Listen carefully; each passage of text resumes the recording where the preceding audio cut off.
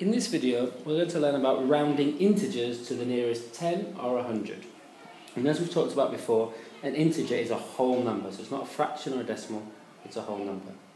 Right, so we're going to look at using manipulatives, namely additions, in this video, so that you understand when we round numbers, why we do it like we do. And then when you watch the next video, we'll start looking at giving you a strategy to do it.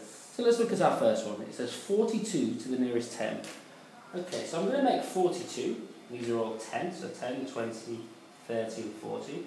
And then 2 units, so I've got 2 units. Now what I'm trying to decide is, what is the nearest 10? Well, to get to the next 10, I would need how many yellows? Well, I'd need 1, 2, 3, 4, 5, 6, 7, 8 more yellows to get to the next 10. But I only need to take away 2 yellows to have the 10 below. So it's much closer to the 10 below, the multiple of 10 before. So the answer is 40. Let's have a look at another question and do the same thing. It says 214 to the nearest 10. So I need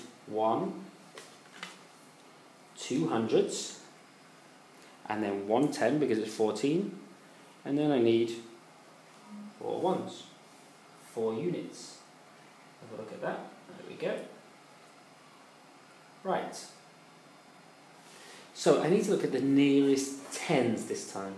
Well, these are the hundreds and these are the tens. So the next 10 up would be 10, 20. Now how many more do I need for that? Well, I need 1, 2, 3, 4, 5, 6 more to get to the next 10.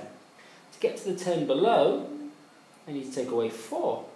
So if I take away 4, that's less, it's closer to the 10 below. So to the nearest 10 is 210.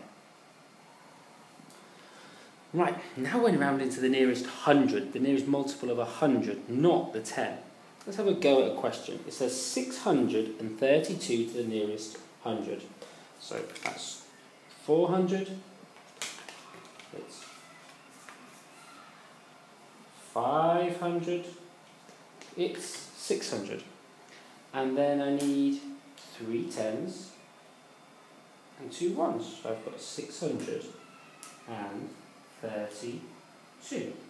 And I want to find out how many more I need to get to the next 100, which would be 700, or to take away to get to just have 600, because it's nearest 100. Well, if I put this here, you can see that to get to 100, I would need 1, 2, 3, 4, 8 more, which would give me 40, and then 6 tens, so I'd need 68.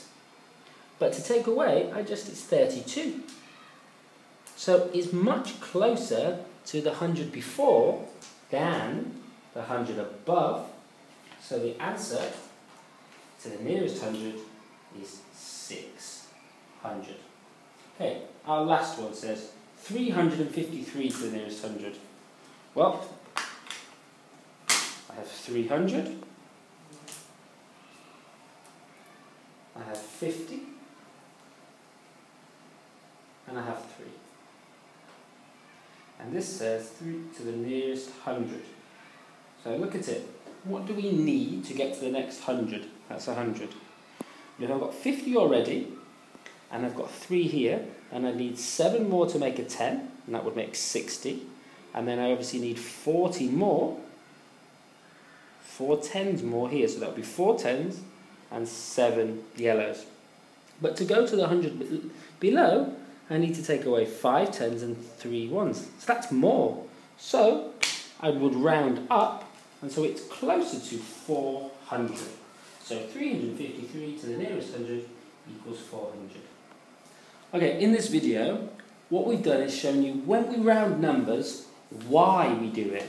And what we've learned is it's about looking at what's there and whether I'm closer to the 100 or the 10 above or closer to the 1 below.